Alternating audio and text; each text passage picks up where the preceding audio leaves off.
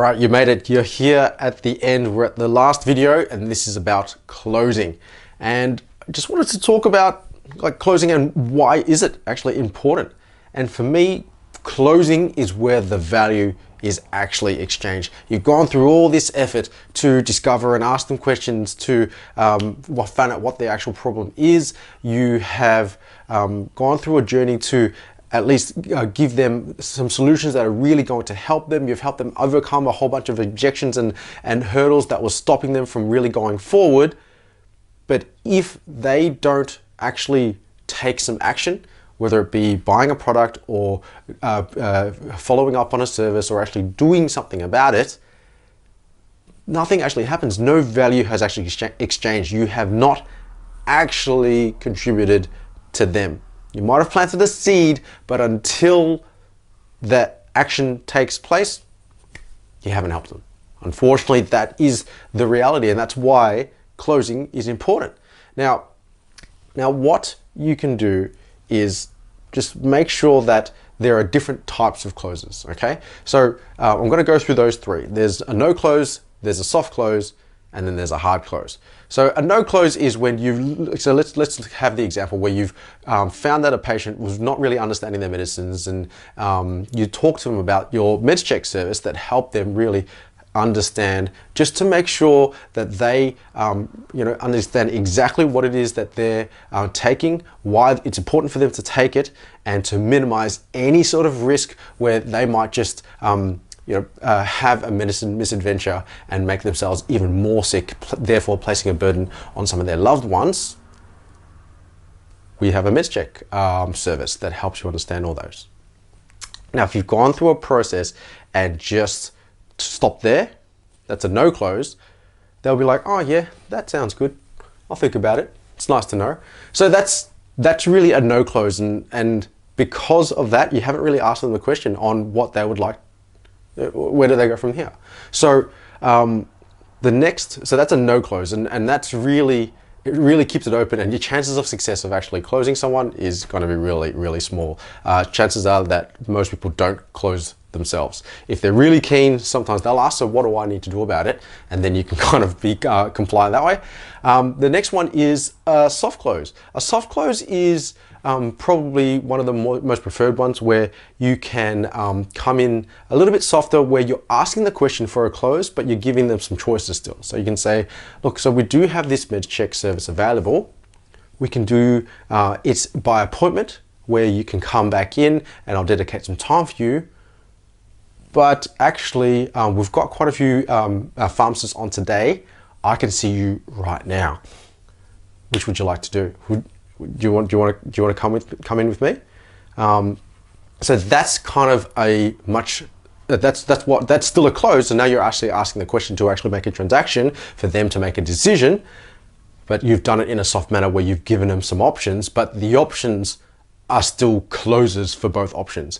Did you want the strawberry flavor or the chocolate flavor? Which one would you prefer? Whatever the choice is, it still gives an outcome of them taking action. Okay, and then the last one is a hard close, where it can come across quite aggressive. I probably don't really recommend these. Would be like and most people who are untrained and have got really bad sales processes, but still have a high pressure of closing, they would say, so which one do you want? Do you want to pay cash or card? So it's just really assuming the sale straight up, but doing it in a much more forceful manner. How many do you want of these? So these are. And especially if you haven't gone through the whole process, it's going to come across way too salesy and way too pushy. And I don't really like hard closes at all. But sometimes if people are indecisive because you're giving them options, sometimes that is appropriate as well. But again, it comes through your own practice and through your own skill to identify when that is appropriate. Some people just want help to make a decision as well, but you can't overstep that line. Okay, and then what I like to do, which is probably in the middle of kind of like a soft close, but also from an authority, is, so what do you want to do from here? Or where do you want to go from here? based on everything that we've discussed about, what are your next steps? And you've really got to let that simmer, and you can over talk it, and that sometimes can dilute the close. The close itself is a line and silence, and you've got to let them make the next step, or they need to have the next conversation. And that might lead you back into the discovery process. It might go into helping them understand their solutions better. It might be another objection that you'll help them go through, but you've still got to ask the question. So where do you want to go from here? What are your next steps?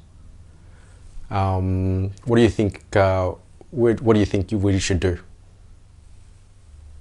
And just leave it closed. Leave it silence. And continue the conversation by using a tool, which I say, let's suppose. Let's suppose we could find a time. What would it look like from there? Let's suppose your wife said it was okay. Look, I know that I think it's important that you do discuss and don't make decisions on your own without her. But let's suppose she does say yes and does agree. What would be some of the next steps, just so I can understand that as well. So it's just going through a process to not get too hung up on the answers of when you ask for the close, because if they give you an objection, and so this kind of links back to the other one as well, you can use the let's suppose or let me ask you, that sort of thing. Okay, and if you can't close on a specific solution at the time, try and at least close on the next interaction. Okay, well, would it be okay that, okay, the meds check doesn't seem like it's suiting you at this moment, or you wanted to talk or make sure that your daughter is going to come along to help you understand it. Would it be okay if I brought this up? I'm just going to put a note on your file, and the next pharmacist who's here, or next time your daughter comes through, would it be okay if we just kind of had a quick chat to her about it as well, saying that we've talked about it with you? Or would it be okay if I gave you a follow-up call, or I gave you a call in about a week's time just to check and see how you're going for that? All right, or would you like me to have a chat with your doctor, and then we'll see where we go from there? Would you like me to write a letter to your doctor or have a conversation with your doctor, and then I can give you a call back and tell you what they said? So just invite the next interaction and at least close on something like that. So when you've gone through that whole process, I genuinely believe that the patients are going to have far superior outcomes, and we're going to help a lot of people in that manner. So hopefully this has been really helpful for you. This is what it is that we have been doing and we've been training for. So hopefully that's been really helpful for you guys as well. And until the next series, I'm Rob. Catch you next time.